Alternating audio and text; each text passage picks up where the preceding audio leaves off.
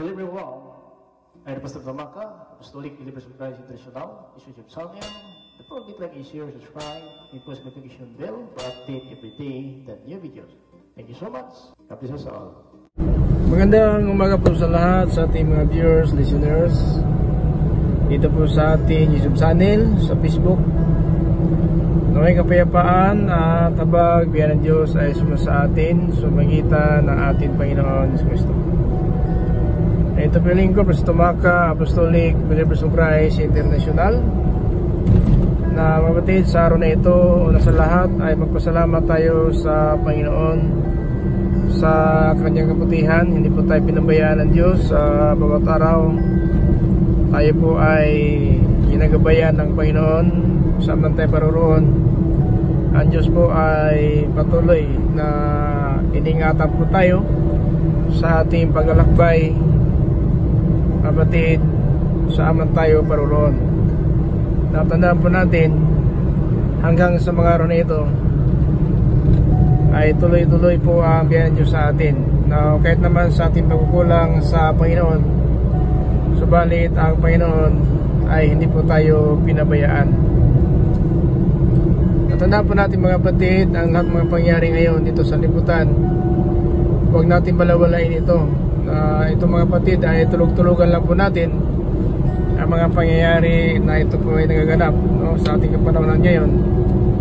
Huwag natin hayaan na maligaw po tayo sa mga ating pangarap, kasi ang pangarap minsan ng tao ang sanhi na maging hadlang ng kaligtasan, dahil po minsan sa pangarap tayo nakatuon, sa ating mga hinahangad tayo nakatuon, binabaliwala na po natin ang salita ng Diyos.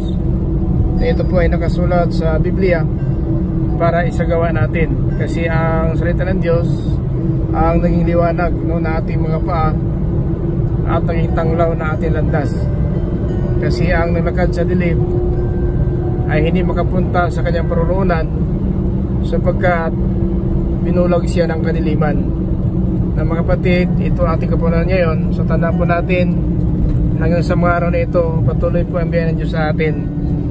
Now, tandaan po natin, kailangan natin may liwanag, dahil po kung wala tayong liwanag ay hindi po tayo makapunta doon sa ating paroroonan. No, kasi ang dilim ay nagpapabulag na ating mga mata. Na ito ang key verse natin mga kapatid. Dito po tayo sa 1 John chapter 2 verse 11. Pakinggan natin ang sulat ni Apostol Juan ayon po sa ating pag-aralan ngayon dito sa chapter 2 verse 11 sa 1 John, mga kapatid. Ngunit ang sino mang napupuot sa kanyang kapatid ay nasa kadiliman. Lumalakad siya sa kadiliman at hindi niya alam ang kanyang patutunguhan, dahil binulag siya ng kadilimang ito. Ito mga kapatid ang sinabi ng Panginoon, na ngunit siya napupuot ng kanyang kapatid ay nasa kadiliman. Lumalakad siya sa kadiliman at hindi niya alam ang kanyang patutunguhan, dahil binulag siya ng kadilimang ito. Na mga kapatid, sa ating panahon ngayon, dapat iwasan natin ang puot, no, sa ating kapwa. Huwag na tayong mapuot sa ating kapwa, kasi ang puot ay nagpapabulag pala at nagpapadilim pala sa ating daan. Na tayo po ay nagnais ng kaligtasan, nais natin makapunta doon sa kaharian ng langit. Subalit mga kapatid, itong puot pala na ating naramdaman sa ating kapwa, ito po ang sanhi na madilim ang ating nalakaran. Na akala siguro natin mga kapatid na okay lang mapuot tayo, okay lang siguro na tayo po ay magalit, pero wag lang tayo magkasala. Pero ang puot mga kapatid, tanda po natin, nagpapadilim ito sa ating daan. Kaya ang sabi ng Biblia na ang salita ng Diyos ang liwanag, ayon po sa Psalms 119 in verse 105, na ang salita ng Diyos, mga kapatid, ito po ang liwanag ng ating mga paa at naging tanglaw na ating landas. Ngunit mga kapatid, kung ito talaga ay mapuot tayo sa ating kapwa, so maging madilim po ang ating lakaran, kasi ang puot talaga nagpapadilim. So 119 in verse 105, ganito po ang sinabi po ng Biblia, kapatid. Ang salita niyo ay katulad ng ilaw na nagbibigay liwanag sa aking dadaanan. So ang salita niyo ay katulad ng ilaw, nagbibigay liwanag at nagbibigay tanglaw sa ating daan. Na mga kapatid, kung wala sa atin ang salita ng Diyos, wala tayong matutunan at wala tayong magagawa ayon po sa kalooban ng Diyos, sapagkat ang salita talaga ay nagtuturo sa atin na nararapat po na pamumuhay. No, kaya lang minsan mga kapatid, dahil po sa ating mga hinahangad, pinapangarap sa buhay, ay nakalimutan po natin mga kapatid ang ating katungkulan bilang mga mamamayan ng Diyos at mga tao dito sa libutan. Kasi meron tayong katungkulan na dapat nating gawin mga kapatid.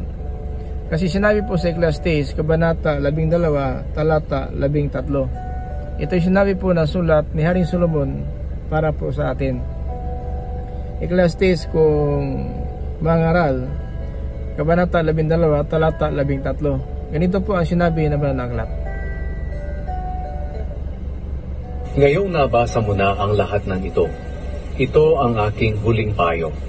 Matakot ka sa Diyos at sundin mo ang kanyang mga utos, dahil ito ang tungkulin ng bawat tao. Kaya mga kapatid, may katungkulan po tayo ha. Hindi na si pastor lang, hindi lang ako po ang may katungkulan. Tayong lahat may katungkulan.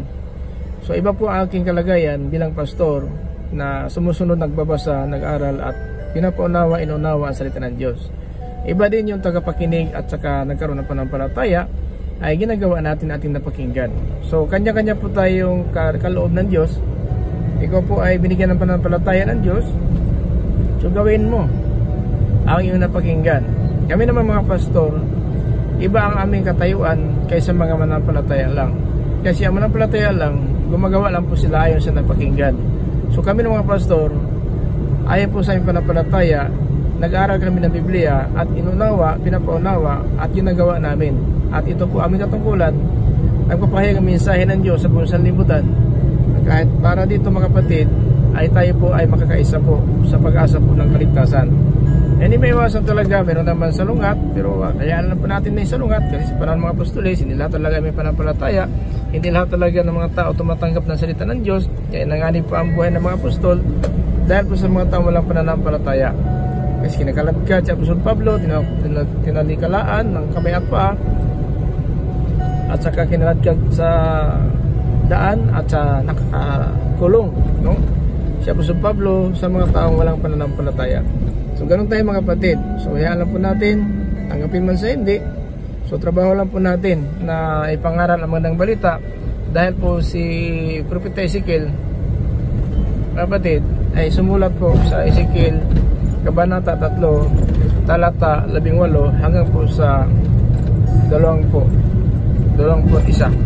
Ito mga kapatid ang sulat po ni Propeta Ezekiel para po sa atin na talagang hindi po tayo pwede matutulog at hindi po tayo mga kapatid ihinto sa pagpapalaganap ng magandang balita, dahil po mga kapatid ang katungkulan namin iba po sa mga manampalataya na hanggang po sa paggawa ng napakinggan. So hindi ka makarinig ng salita ng Diyos kung wala pong mangaral. So ibang nangaral, iba ang nakikinig, iba ang nagkaroon ng panampalataya.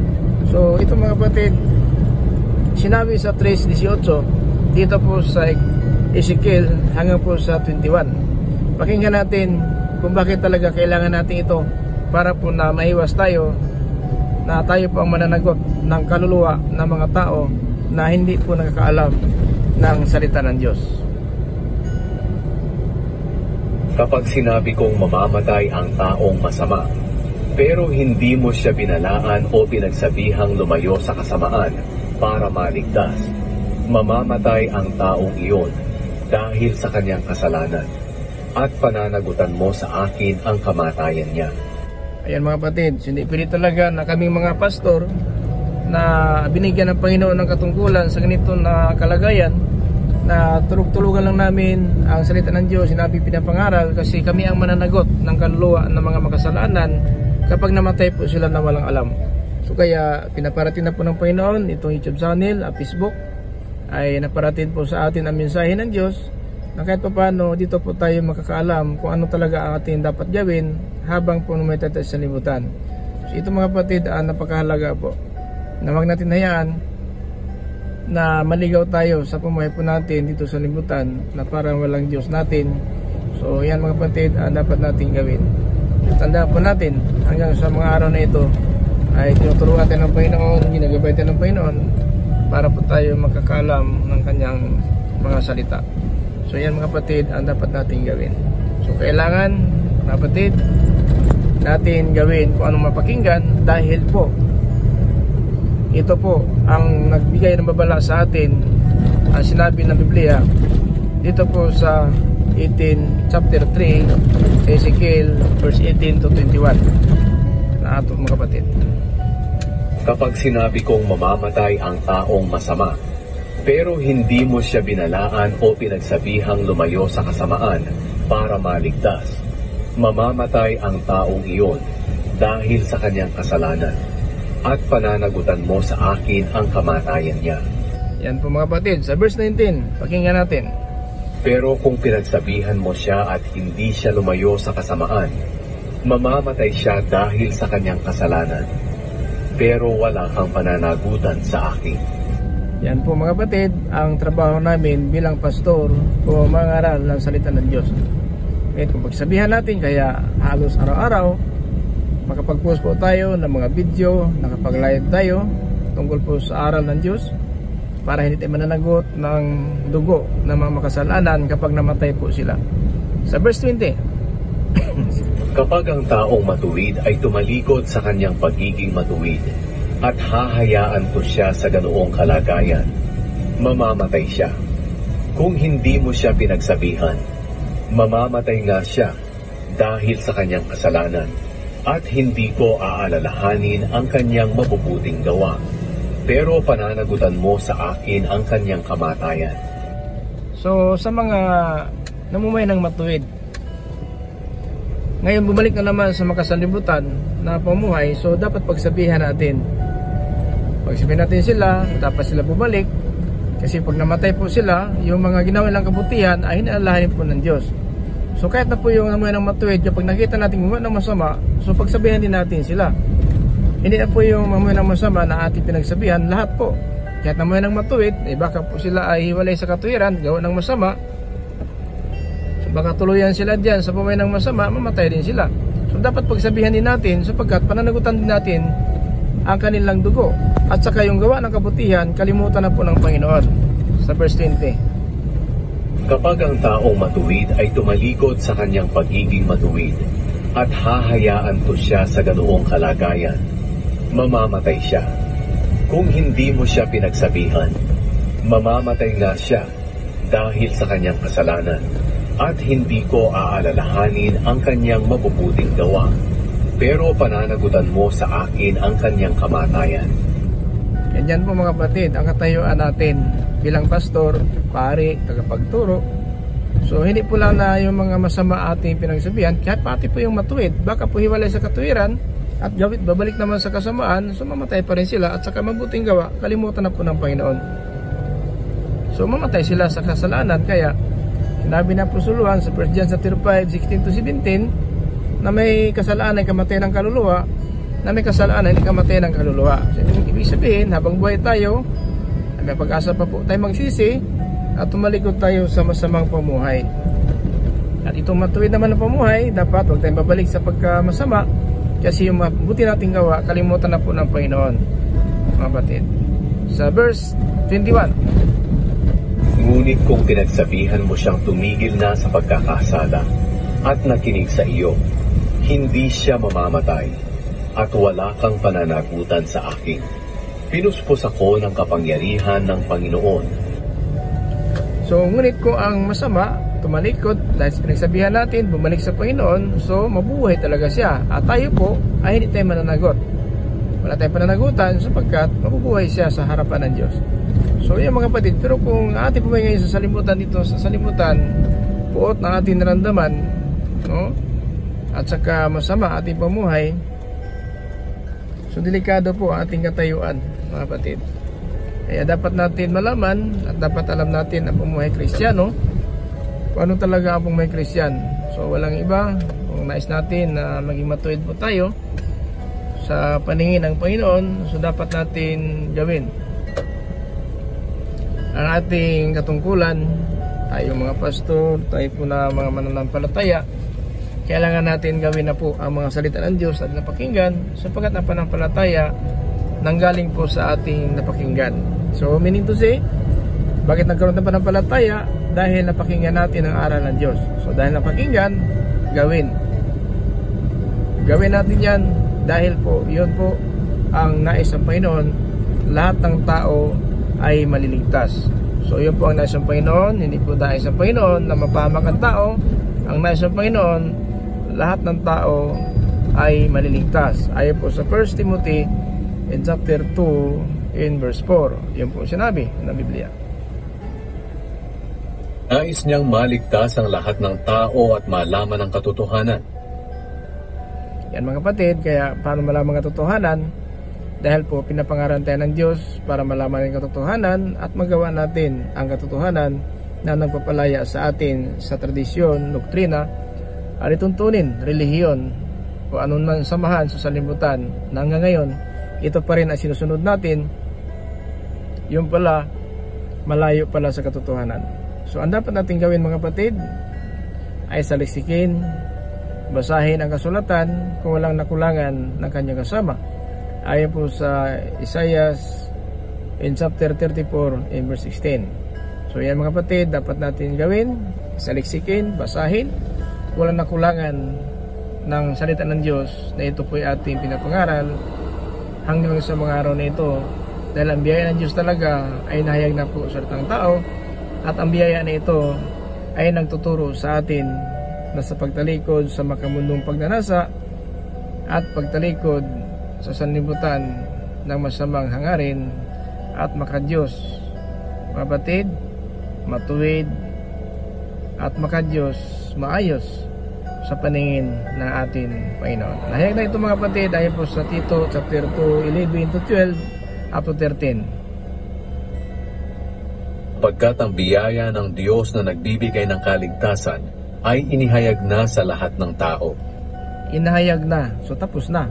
Hinahayag na, hindi sinabi hinahayag pa. So pag hinahayag pa, hindi pa lahat. Pero ito hinahayag na. So meaning to say, lahat na po ng tao ay nakakaalam na po ng salita ng Diyos. Kaya ang pagpapala, wala po sa nakikinig, ang pagpapala nasa gumagawa. Ayon po sa Roman in chapter 2 in verse 13. Na mga kapatid, sa ating panahon ngayon na dapat iwasan ang puot, ito mga kapatid na nagpapadilim, no? Nagpapadilim sa ating lakaran, at hindi po tayo makapunta sa ating paroroonan. No, nais natin ng kaligtasan, ngunit mga kapatid, ang puot hanggang ngayon nandito pa sa ating puso at isipan. So dapat iwasan na po ang puot na ito po ay nagpapadilim ng ating daan. Ayon po sa ating givers, mga kapatid. Now sa verse 12, ito ang nagtuturo sa atin na talikuran ng kasamaan at makamundong pagnanasa. Kaya mamuhay tayo sa mundong ito ng maayos, matuwid at makadiyos, habang hinihintay natin ang napakagandang pag-asa na walang iba kundi ang maluwalhating pagbabalik ng ating dakilang Diyos at tagapagligtas na si Jesucristo. Ayan mga kapatid, so kung mapuo tayo sa ating kapwa, so wala tayong maasahan na makapunta tayo sa kaharian na ating Panginoon. Dahil bang puot, nagpapadilim, no? Nagpapadilim sa ating lakaran, at hindi po tayo makapunta sa ating paroroonan dahil binulag tayo ng kadiliman. So mga kapatid, kailangan natin yan malaman. Kaya habang buhay tayo, ayon sa John chapter 12, 35-36, pakinggan natin ang sinabi po ng Banal na Aklat. 35-36 dito po sa John. Ayon po sa sinabi ng Panginoon Kristo habang kasama ng mga apostol. Tumagot si Jesus, "Maikling panahon na lang ninyong makakasama ang ilaw, kaya mamuhay kayo sa liwanag ng ilaw na ito habang narito pa, para hindi kayo abutan ng dilim, sapagkat hindi alam ng naglalakad sa dilim kung saan siya papunta." So maliwanag mga kapatid, no? Habang nasa ating panliwanag, so ito ang sabi niya sa mga apostol, maikling panahon na lang na sumasain nyo pa ang ilaw, kaya mamuhay kayo sa liwanag ng ilaw. So ibig sabihin, dapat mamuhay tayo habang buhay pa tayo sa liwanag. Ibig sabihin, wag mapuot, wag maninira, no? Wag natin gawin yan, kasi yung puot, paninira ay wala pong bahagi sa kanilang langit. Now, habang sa ating panliwanag, mamuhay tayo sa liwanag. Ibig sabihin, habang buhay tayo, sundin natin ang salita ng Diyos. Sapagkat sinabi sa John chapter 12 in verse 12, ito po sinabi ng ating Panginoon Kristo, mga kapatid. Ito sa chapter 8 verse 12. Sorry po. 8 verse 12 po. Sinabi dito sa banal na aklat. Muling nagsalita si Jesus sa mga tao, "Ako ang ilaw ng mundo. Ang sumusunod sa akin ay hindi na mamumuhay sa kadiliman, kundi magkakaroon ng ilaw na nagbibigay buhay." Ayan mga kapatid, no? Panginoong ilaw. Suminto habang buhay tayo, sumunod tayo sa ilaw.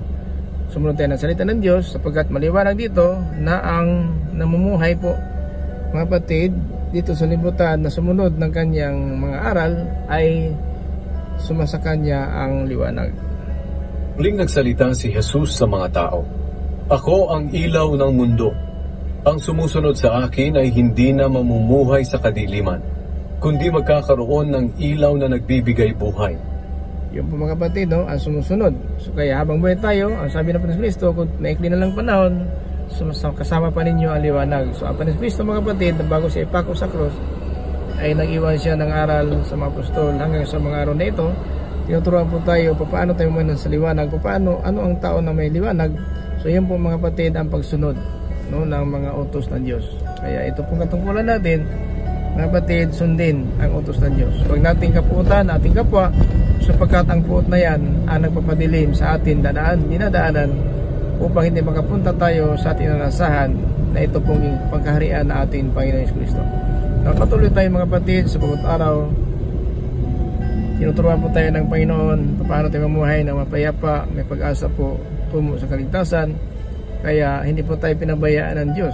Halos araw-araw nakapag-post tayo ng mga video, nakapag-post tayo ng mga salita ng Diyos para po na matatag tayo sa pananampalataya. Dahil yan lang po ang pinakamalaga mga kapatid. Habang buhay pa tayo, dapat mamuhay tayo sa liwanag. Kaya ang liwanag na ito mga kapatid, ang ibig sabihin, sunod tayo at gawin natin ang utos ng Diyos. Sapagkat ang liwanag talaga kinakailangan natin, kasi madilim. Ang sanlibutan na ito, tinatawag ni Apostol Pablo, na ang sanlibutan na ito ay madilim, no? Ayon po sa sulat ni Apostol Pablo dito sa Ephesians in chapter 6 in verse 12 to 13. Kaya natin mga kapatid, ang sabi po ni Apostol Pablo, tinawag ito na madilim. Sapagkat ang kalaban natin ay hindi mga tao, kundi masasamang espiritu sa himpapawid, mga pinuno, may kapangyarihan at mga tagapamahala ng kadilimang namamayani sa mundong ito. Kadiliman namamayani sa mundong ito. So ang kadiliman pala ang nanaig sa libutan ito. So si Kristo lang po ang liwanag natin. Habang sumusunod tayo ng aral ni Kristo, ay nasa atin ang liwanag. Kaya hindi po tayo matitisod kahit madilim ang sanlibutan na ito. Sinabi ng Apostol Pablo na mamaya ito po ay ang kadiliman na ang naghahari sa sanlibutan na ito. Pero habang nasa atin ang salita ng Diyos, nagbigay sa atin liwanag, hindi po tayo matitisod, sapagkat ang salita ng Diyos nagtuturo sa atin na rapat na pamuhay. Huwag tayong mahatulan, napatid ng parusa sa araw ng paghukom. So napakaliwanag po mga kapatid ng Biblia na ito po tinuturo sa atin ng Panginoon hanggang sa mga araw na ito. Paano po tayo mamuhay na may kasiguruan. Ito mga kapatid, marami na pong mga palatandaan dito sa libutan. Ito po ay nagpapahiwati sa atin na palapit na talaga ang pagparito ng ating Panginoon. Kaya itong ginawa natin mga kapatid hanggang sa mga araw nito ay ginawa natin ang mga video para po na ito paano marami tayong matutunan mga kapatid na salita ng Diyos. Sa 1 Corinthians in chapter 13 verse 4 up to 7, ganito po ang sinabi ng Apostol Pablo na ang pag-ibig talaga ay may basihan po mga kapatid. Sapat sinabi dito sa Biblia, kapatid, na ang tamang pag-ibig talaga ay makikita natin sa pamumuhay. So may iwasan ng puot dahil ang pag-ibig talaga ay ganito po ang bunga ng pag-ibig. Ang taong may pag-ibig ay mapagtiis, mabait, hindi marunong mainggit, hindi hambog o mapagmataas. So ganito po ang taong may pag-ibig. So habang nasa atin ang pag-ibig, ay ganito po ating katayuan na hindi tayo mapagmataas, mabait, hindi tayo marunong mainggit, hindi hambog at mapagmataas mga kapatid at ang titiis. So ang pagtitiis, ibig sabihin kung ano ang napakinggan natin, ano ang ating kalagayan ay tanggap natin. Pero kung magkaroon ng tao ng puot, ibig sabihin meron kang napakinggan na hindi po nagustuhan. At yan po nagkaroon tayo ng puot sapagkat galing sa ating kapwa ang puot. So kung wala kang mapakinggan na masama sa iyong pandinig, hindi ka magkaroon ng puot. So dahil po nagkaroon tayo ng puot, kasi hindi natin matatanggap ang ating katayuan. Kung ano ang naranasan natin, gusto natin, ayaw natin tanggapin. So magpakumbaba lang tayo, magtitiis lang po tayo.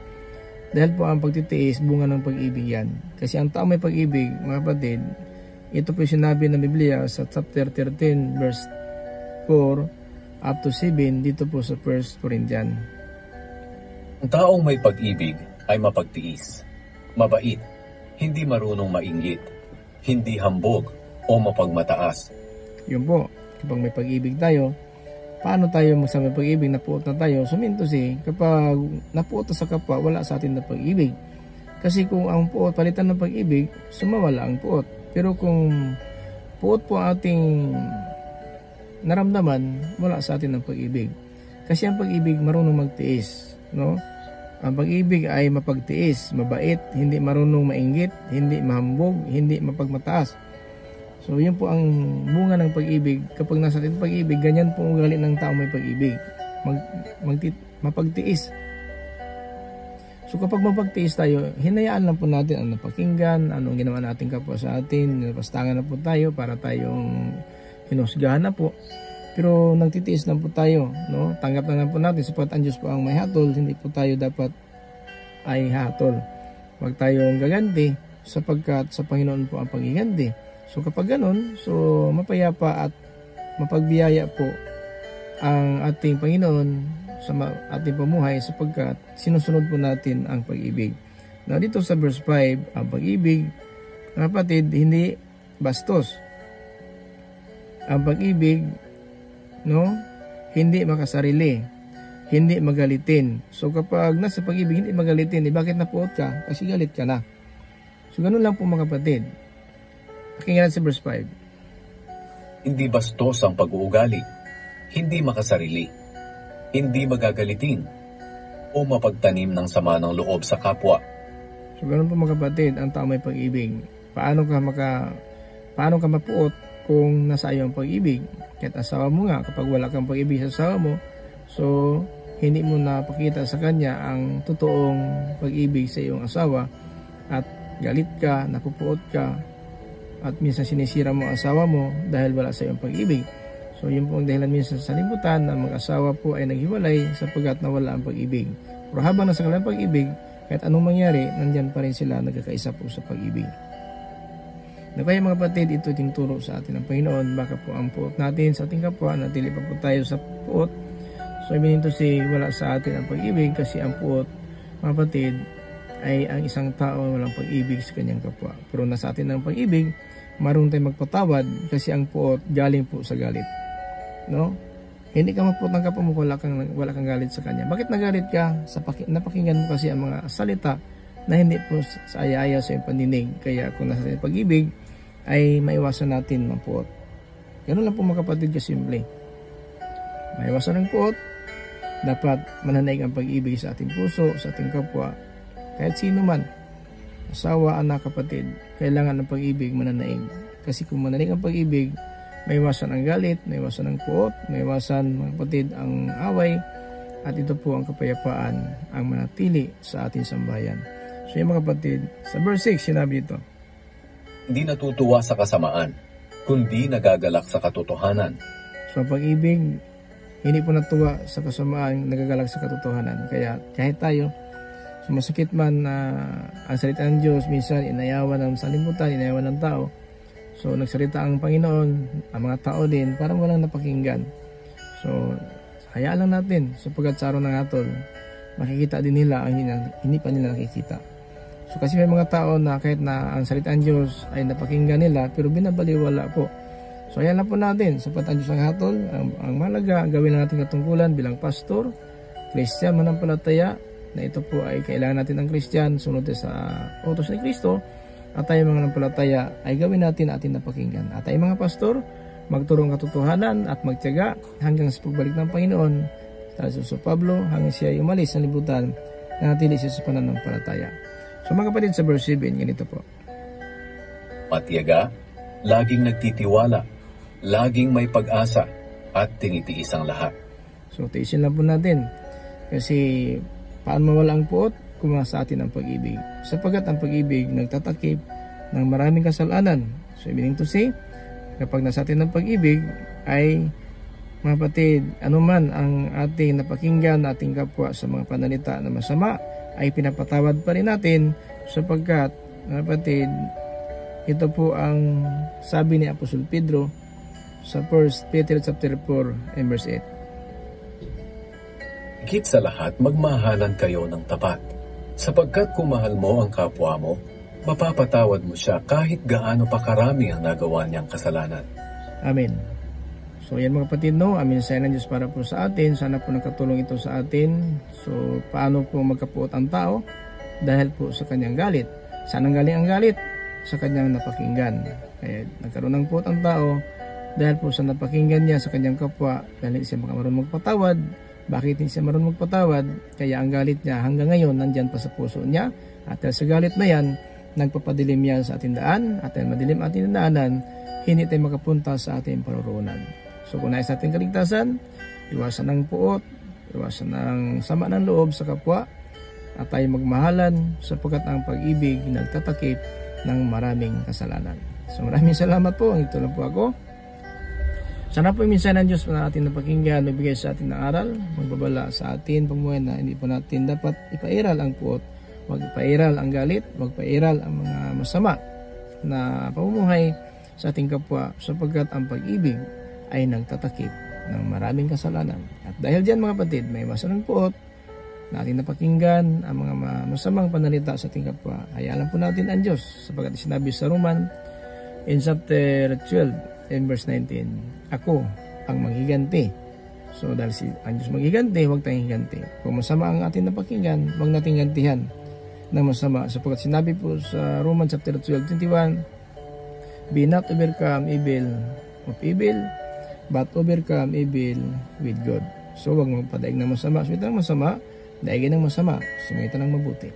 Maraming salamat sa iyong tagasunod pag-subaybay, no? Sa pagsubaybay o sa ating mga tagasunod, sa ating mga video, sa ating mga live dito sa YouTube channel, sa Facebook. Naway ang kapayapaan habang biyaya ng Diyos ay sumasa atin lahat. Sumagitan ng ating Panginoong Jesucristo.